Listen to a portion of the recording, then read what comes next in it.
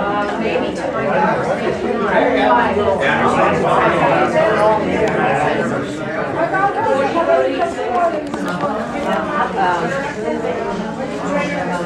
What's going on after?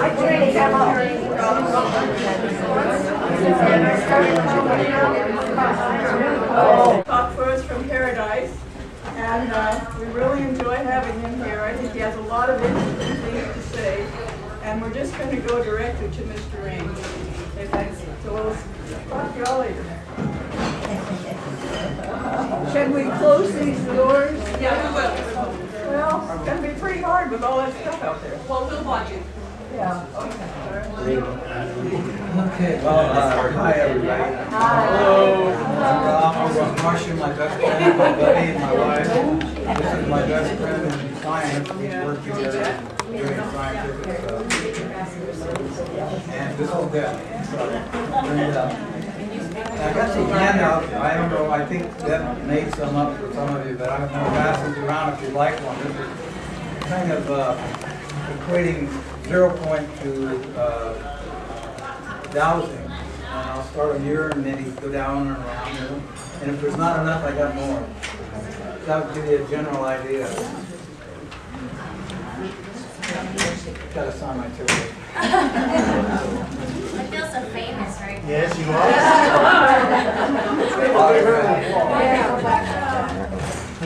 You're getting around 3 signatures. Yep. I'm throwing change at him too. Every time I go to a restaurant, they some strange reason. Thank you. Anyway, we're really glad to be here, and I see some faces that I've known for years here, that I met at Laughlin and different places that we've talked. Marcia's been with me most of the time. We've gone to Hawaii, we've gone to Florida, we've gone all over the United States talking about, raising the consciousness so that the things that Jill and I and others like us are playing with, when we show them to people, they'll know what they're looking at. Because right now, they equate it to the laws presently in use in science that they technically can't work. Even though they see it working, they say it can't be, there must be something else that they're looking at. So we're trying to raise the consciousness up high enough so that when we show them something, and they can open their hearts and mind to see what they're looking at, then we can change the system of devices that are becoming antiquated very, very quickly in the realms of transportation and habitation. We have for me it's been 60 years, longing for the time where we can take the wheel off the ground this way and put it this way, and use a form known as levitation, using magnetic fields to support and to use its energy to propel and have our homes off the ground, and eventually cities off the ground, and countries off the ground. And the only reason we're not there right now is consciousness. People, most of the people now are waking up. In fact, they're passing me up in some stages. I'm getting stuff that I've never heard of. So I know that the consciousness is raising and accelerating to the point where we're going to be able to introduce our prototypes and then kind of pass them around so people can build their own little devices, put in their home, and get themselves off the grid, and that's a start. Once they get off the grid, they can start using their own talents that they came here to use and haven't been able to because they've had to toil for a living, they've had to pay the bills and so forth. But those days are rapidly coming to a close. We have facilities now in Hawaii and Australia is our big one. In fact, our website is expanding now. I don't know whether it's on the flyer or not, but it's just been redesigned by webmasters in Australia, and it's not on there. It's bluestarenterprise.com, and it's really going into depths that we've never gone before, and we're just starting. We've got a lot of information that we want to bring out. We've been kind of walking on eggshells because the topics that we have to talk about and introduce are kind of, let me say, antiquated. They've existed forever, except that they haven't been popular. You know, like knowing who and what we are and why we're here. Is that a question? More papers. More papers. Do you have more? Yes, I have. Well, more handouts. Ralph, is it just one page? Yes. Is it just one page? Huh? Is it just one page? Just one thing.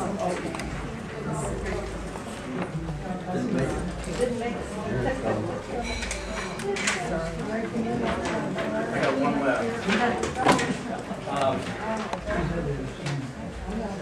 So I'm glad you're letting me feel comfortable, because a lot of the talks I felt kind of nervous and blah, blah, blah. And I'm basically a country boy. I was raised in the mountains of Paradise. It's a little place called Cool Lake, where we had no running water and crank telephone and no electricity and so forth. And most of my raising has been in the woods. My sister and I walked 7 miles round trip to a one-room schoolhouse, and the best part of the journey was along the way going and coming from school, because we had a chance to really get acquainted with nature and natural law and how it operated. And this, we thought, was the way life was supposed to be. Very simple, very, very organized in its own fashion. But then we graduated out into the general population and found that natural law wasn't being practiced like it is in nature. And there's quite a bit of contrast, because there seems to be a duality in the way we do things. Nothing wrong with that about duality. In fact, there's nothing wrong with anything. And we found that everything has a balance, and it just is.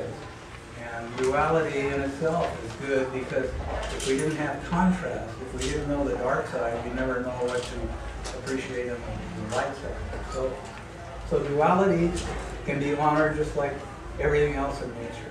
Everything has a balance, and that's what I'm going to talk about now, is the 0 point, and how it equates to Taoism. Before I get in deep into that, because I'm going to be taking you up a few stairs in understanding, I hope, and I pray.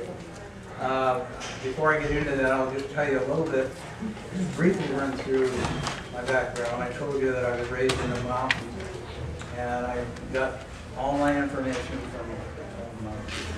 from nature, about natural law. And a few of you may have seen some of the discs that I've passed out, or if you Google in Ralph Ring, or if you Google in Project Camelot or Project Avalon, I can be referenced there in town. And in those talks, I talk about the first experience that I really indented me into natural law was with the ants. There was an ant hill. I don't know, some of you probably heard this before, but for the benefit of the others, we were walking to school one day, and there was an ant hill about 3 feet tall. It was loaded with ants. And I was very, very curious, so I took a stick and started poking. I wanted to see what they were doing, and I thought there might be some hollow spots in there. And the ants didn't like it, and these were stinging ants. They threw acid. They spit, they really burned me badly, all over my body. And I realized the lesson from that was, you've got to respect everything for what it is. You can observe it, but don't disturb the ecosystem as it is, or you're asking for it. So you better kind of, pay attention to what you're doing. Because I got stung pretty bad, and it lasted for a couple of days. So I learned from that to respect everything, just no matter what it is. And I eventually got to a point where, battling with the duality for a while, that this is good and that's not, I finally gave it up and said, no, wait a minute. How about everything is good? It's just the way I'm looking at it at the time. And then I decided later on to look into it, and I found everything in frames of reference. At the moment in time that you're looking or observing or experiencing something, everything in frames of reference is true, or it's real, or it's good. For instance, is when my mom said, get away from that stove, you're going to burn your hand. I thought that was bad. And she was depriving me of my experience to learn what it was like. But, and I got really mad about it.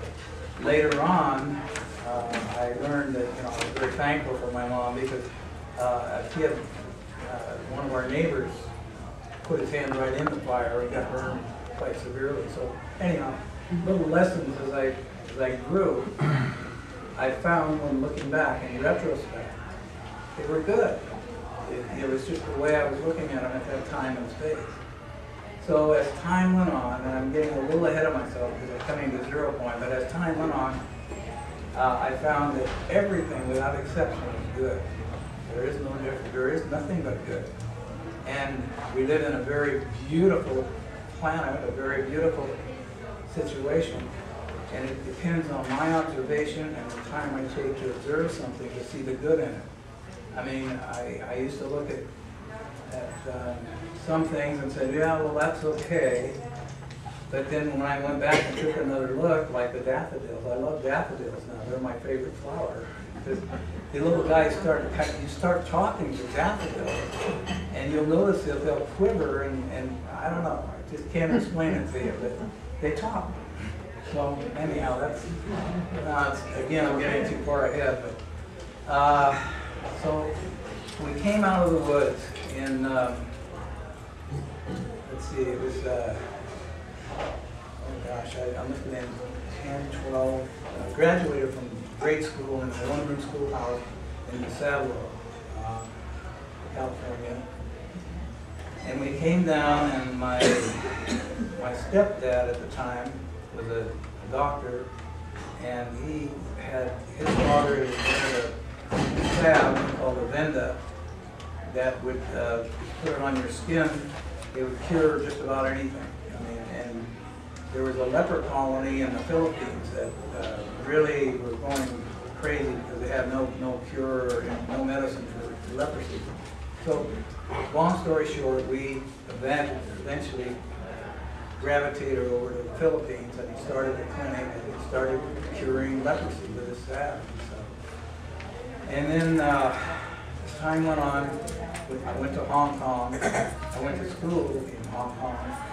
It was actually Kowloon, the mainland, but I went to it's a Jesuit college, Catholic college, that starts at kindergarten and goes on to infinity. And I don't know, I went through many grades there. And I learned a lot about Eastern philosophies and Eastern thinking and ways of doing things. And I studied Buddhism and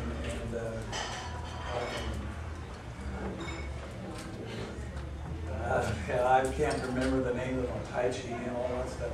I got into a lot of different cultures over there. And they all seem to lead to the same ideas about life, simplicity. So anyhow, I came back to the States. I was in Santa Cruz, California, with my real dad for a while. We didn't hit it off too well because he was a military man, and he wanted me to follow suit. He wanted me to get into the military and go up. I eventually did get into the military, but not the way he wanted me to. And so I went to school in Santa Cruz for a while, and I was in science class, and the professor was talking about aerodynamics, and he referred to a bumblebee that couldn't fly aerodynamically. So can't fly. And at that coincidental moment, and I later found that there are no accidents, I was looking out the window and there was a bumblebee staring me in the face. Sitting.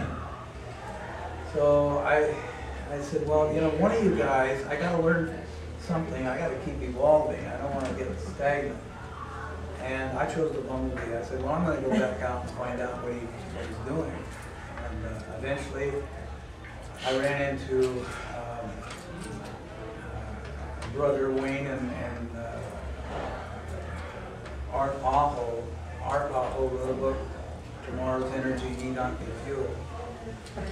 And he was explaining to me that I got to give credit to my science teacher that he was right. Aerodynamically, they, you know, at least for the now, they can't fly.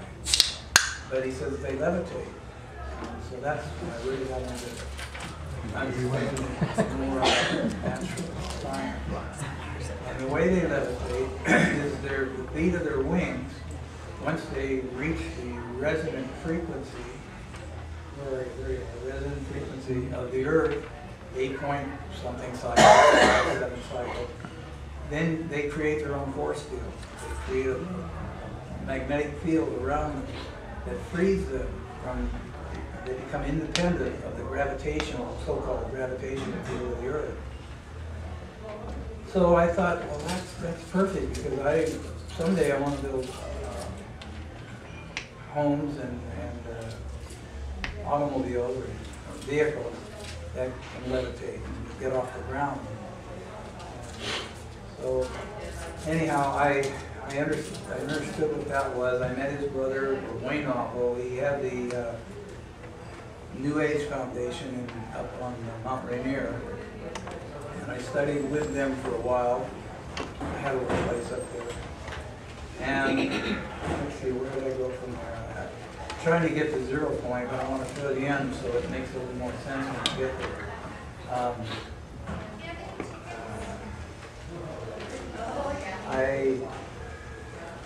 I was in Davis, California for a while with the Moeller is a professor at the college there.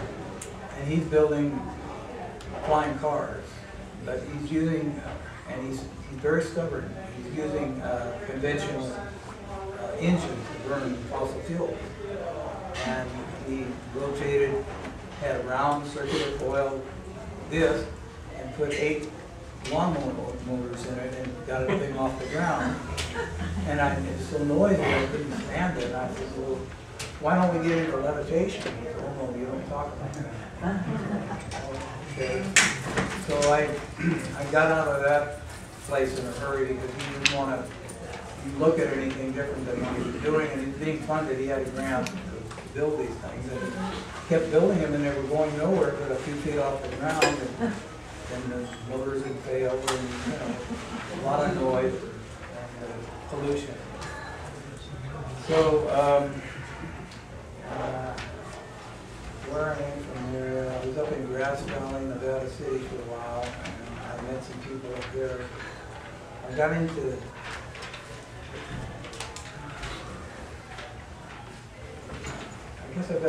I went into the service. I went into the military, the Army in Fort Worth, California. I got my basic training. And I always wanted to go into engineering, and they kept putting me back in the infantry. And, did I miss anything? She's my guide here. I gotta watch her eyes and don't say this. Anyway. After I got out of boot camp, which is one of the things that's going to later equate to 0 point energy, they sent me over to Guam, an island out in the middle of the Pacific, and I was in the transportation department there, and I thought, well, this is better than the infantry. But along came the Korean conflict, and they said, no, you're all infantry again. So we're going to go over to Korea, and we made the Wonchon landing in North Korea in 1950 because the Marines were surrounded and they wanted the Army to get them out. So we went over with a whole bunch of people, and we did manage to rescue most of the Marines that were really trapped. But we had casualties. Long story short, there was 300 of us that went over, and there was 8 of us that came back. You know, quite a loss. It was a great experience, one that I'm glad I experienced. We're talking about good and not so good, because I learned what I didn't want to do. I never wanted to kill anything, not even an ant, especially after seeing so much of that happening in Korea. And I got wounded 4 times, and every time I get wounded, I thought I was going home, but they sent me back to the front line, back to the front line. So I got really not too friendly with the military regime. You know, they made things kind of rough on everybody. And so when I got back to the States, I was in a heavy weapons battalion, which consists of heavy machine guns and 4.2 mortars and 1.5 howitzers, which are big guns. And when I got back, I still hadn't got my engineering. I kept trying to get into engineering, and that was out of the question. So when I got back and I got discharged at Presidio, I looked for an ad in the paper for a job. And there was no jobs available for machine gunners or weapons operators. I thought, oh my God, what am I going to do? Well, while I was on Guam, I discovered skin diving. And later advanced to scuba diving, but I said, well, I don't know what else to do, but I know a little bit about skin diving. I'll run an ad in the paper, skin diver for hire. If you lose something, let me know, or I just put an ad in, and I started getting responses right away. So I started a little business, and that built up quite rapidly.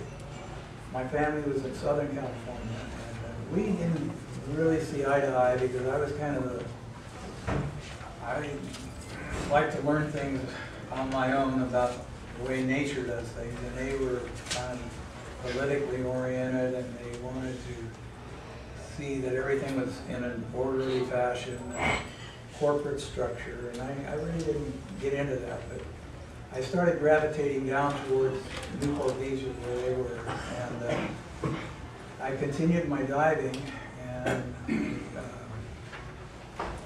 eventually, I'm going to cut this story a little short so I can get on into the main topic here. But, I was diving off of Catalina Island, and a dive boat from U.S. Divers Corporation, which Jacques Cousteau, who invented the Aqualung, had a facility there in Santa Ana. And their dive boat pulled up, and they asked me if I'd be interested in coming in for an interview. They liked what I was doing. I was kind of a daredevil diver. I'd go places and do things that others wouldn't, but it was because I understood natural law. I knew my limitations, and I knew where I could go.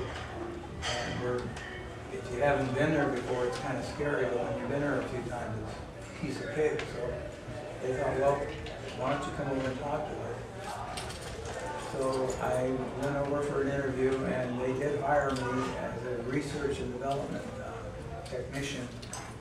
And during that time, I met my first wife, and we got married, and we had a place, and we were raising 2 children. And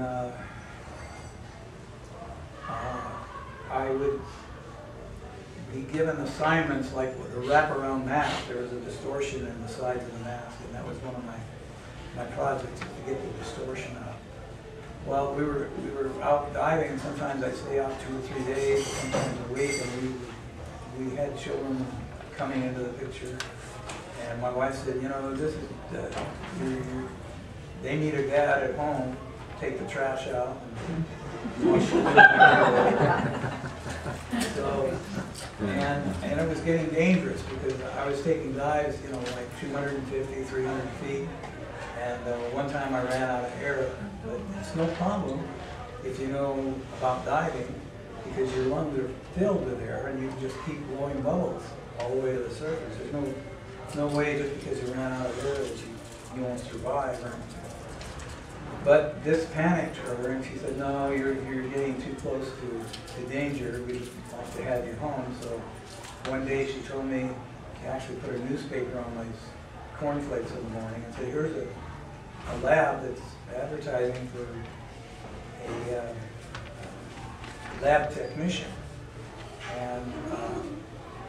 And I guess she equated it to, I was always tinkering at home. I'd always make little things at work.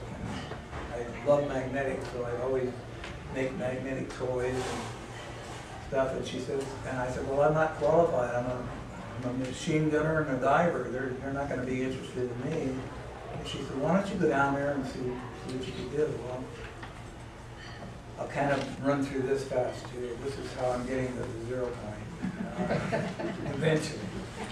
So I went down. There was nobody there. It was noontime, and everybody was on break, I guess, because I couldn't find nobody. I was going down the hall, and I decided, well, good, I'll come back later. And I went by the director's office, and his name was Dr. Weinhardt, and he asked me what I was doing. I said I was looking for a job, fill out an application. Say, well, they're on lunch, I'll come back. And so I started to leave, and he said, wait a minute, what's your qualifications? And I said, well, I better not tell him machine gunner and diver. Well, I love natural law.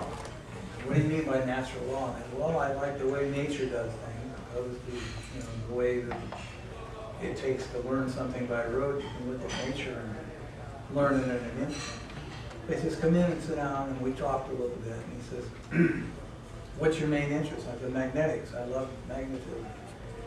And he said, well, he says, I guess it's a coincidence, but we just lost one of our engineers that was working on a magnetic project, and he just got up and left, and the spot is vacant, and we have to fill it right away. Would you be interested? And I said, well, sure. And the pay sounded good. So he said, well, don't worry, we'll show you what you have to do. And I didn't know it was a robotic position at the time. I mean, I didn't even know what a robot was. I found out in a hurry.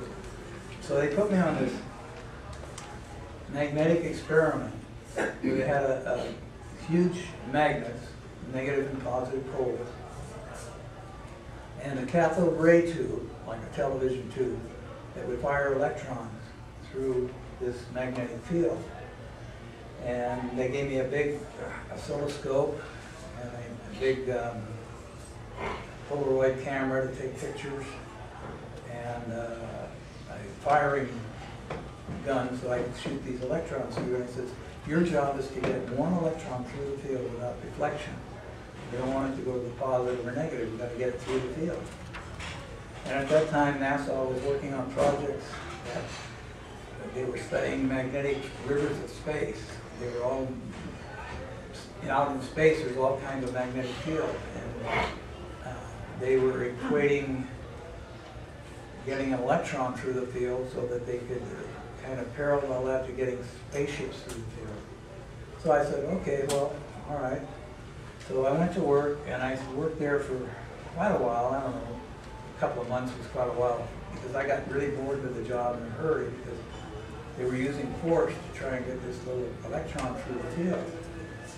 And I remember up in Paradise, I watched the water come down the hill, and when it comes down the hill, it meanders.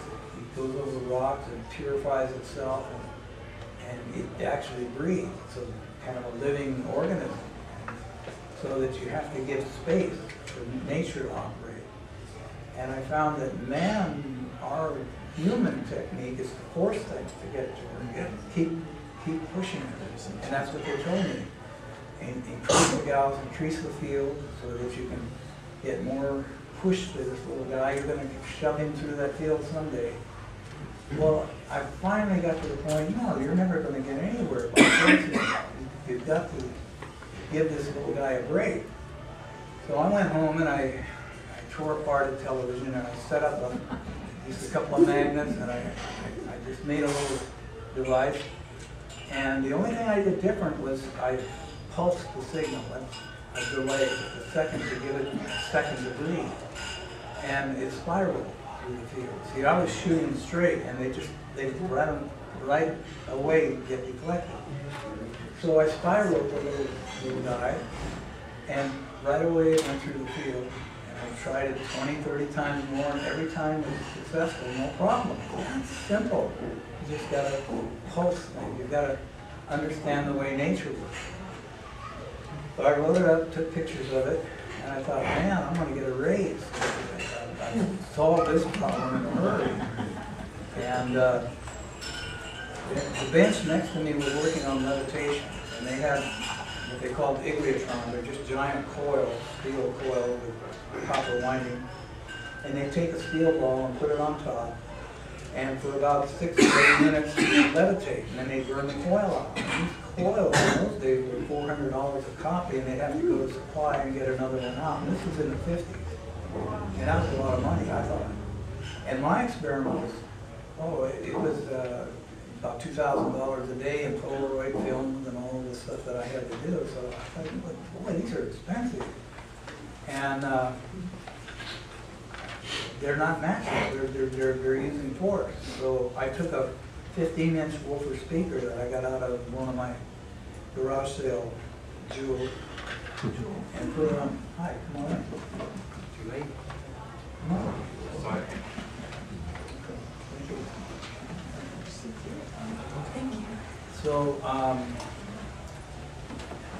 I took a 15-inch woofer speaker, put it on the living room floor, and hooked up an audio amplifier that I bought for 25 bucks at a garage sale, and started increasing the vibrations of this cone. You know how they'll vibrate when there's sound waves. And so I was putting different things in the center of this parabolic, as we call it, shape, into this cone. And finally I got a ping pong ball to levitate right in the center of it. And this is acoustical levitation, but it was a form of levitation. I said, well, this was a lot cheaper than what they were doing. I'll write this one up and take pictures and take it into and see if I can get a raise. So I did. I wrote them up and took pictures. And I took them into Dr. Weinhardt, and I said, hey, I got something here. I think we're on the way. I think I've got this solved. And I showed him exactly what I did. And he turned off his phone, had me shut the door, and he said, okay, I see what you're doing, and I didn't think you'd ever get, I never dreamed that you'd get into that area. But there's something here you don't understand. This is a government-funded research and development laboratory. And here, we're paid to look for answers, not find them. And that was a change in my life. When I heard that statement, I realized I was somehow in the wrong place, because this was going to make life better somewhere. And I was just a country boy lab tech, but if I turned it over to engineers and stuff, they could go with that and build something great out of it. But he said, no, I'm going to have to shred this, tell you not to talk about it, go back to work, we'll give you a little more money. And I said, well, I'm not doing anything. You're trying to force it. No, go back to work. Don't talk to the engineers. And we'll make sure that you get a better paycheck. Well, that lasted for another week. And I went out with tears because I felt, man, I'm in the wrong world here. They don't want to build the simplicity. They want to complicate things. So the hard part was telling my wife that I had left my job, and she was really, really upset with that for a while. But I told some other people about my plight, and there was a group called Understanding, and they meet once a week, and they come together and rap and talk about subjects that are not gossip, not the normal, not the weather, but getting into focusing on what would make this work. And we study, and they would study and study and find ways and means to make their life and everybody's life a lot easier. He said, why don't you come over and talk to them? I said, well, okay. So I went over and I told them I wanted to see floating homes. That's why I'm here. I wanted get it off the ground so that we have homes that have everything on board that you need. You can't have an accident with the magnetism, and that the insurance company right away don't like me for that because there's no accidents. I can't make any money. And because of magnetics, and now with computer solid-state circuitry, there's no accidents ever with magnetism. So I told him what I wanted to do, and he said, well, that sounds like a guy that's out in Norman, Oklahoma, and they're giving him a real rough time, and his name was Otis Carr. And he was a protege, direct protege of Nikola Tesla. And he met Tesla in the New Yorker hotel where Carr was a clerk, kind of funding himself through school. And he became acquainted with Tesla, and they hit it off right off the bat because Carr was a sponge. He would just love science and love natural law. And Tesla told him that he'd run into trouble with the backers, J.P. Morgan, and the facilities that were backing him because eventually Tesla got to the point of introducing wireless transmission of energy through the Earth, through the ionosphere, back again, where there was never any more need for wires. And I don't know all the details, but I know it was presented to J.P. Morgan, and he said, well, you're nuts, because here goes the copper industry. You can't make any more wire. And the lumber industry, that can't put telephone poles in the ground, you can't put meters on it. If you're going to transmit it through the air, everybody can use it. So Tesla said, well, that's what it's all about. It's called free and abundant energy. The sun comes up every day and we've got life. It goes down and life goes down. But it's free every day. The water's free, the earth is free, the wind is free. And we're not using it to its advantage. This is what it was given to us for, to use to make life better and more sustainable. And Morgan said, I don't want to hear that stuff. Tesla, there's no money in that. You're going to ruin everything. I heard this story on down in my life later on, and I'll get to that, so don't stay too long here. Anyhow, they said, we're bringing Carr out to the West Coast. This was in Newport Beach, Costa Mesa area. And we want you to meet him. And you guys, he wants to build spaceships, you want to build floating homes. We'll get you guys together and see what you can come up with. So they did. They sponsored bringing Carr and his entourage out. He had, there was about 12 of us all together. And he had engineers and physicists and stuff, but they were metaphysically oriented. They broke away from the physical laws like the thermodynamics and so forth, and went far beyond knowing that everything was possible. It's just what you put your mind to doing to make it work. But this is great. I'm in the right company here. So they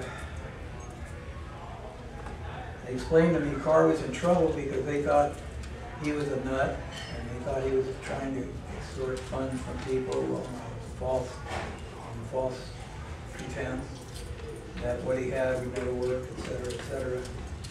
He had an accident in Norman, Oklahoma because of one of the facilities he was demonstrating. The coupling on the end of these were circular foil craft, they were round circles, and at that time he pressed the ends together, and it was using mercury inside. And what happened, the seams broke loose and sprayed mercury all over his lab just before the demonstration. And a couple of the engineers and him went to the hospital. We later on found that all he had to do was put a clamp on it so that it would hold the lid down. But anyhow, he had an accident, and they were wanting him to stop. He was getting too dangerous. He was put on the Air WO. I've got it on one of my tapes. Oh, incidentally, I might tell you up front, our website's been redesigned, and our webmaster now is in Australia, and he's gung-ho. We're getting hits from all over the world on what we're doing, and we haven't even begun to put the information out that we want to. But we had the stair step to kind of kindergarten-wise. And it's bluestarenterprise.com. And it'll take you to the new website, and then there's a spot there if you want to go to the old website. There's information on both of them, but we're accelerating now, and I used to pass out this. I never charge for anything, because I feel knowledge is supposed to be free to all of us to share and stuff. And I get my reward by knowing that somebody is interested or somebody appreciates it. And we've done that forever. In fact, it was one time we were talking in Area 51, Rachel, Nevada, and I had Marcia and another lady. It was just, you know. Well, anyway, somebody was insisting that I had to charge because we had the gasoline we had to worry about getting out there and back. At that time we were in Las Vegas. And I said, no charge ever.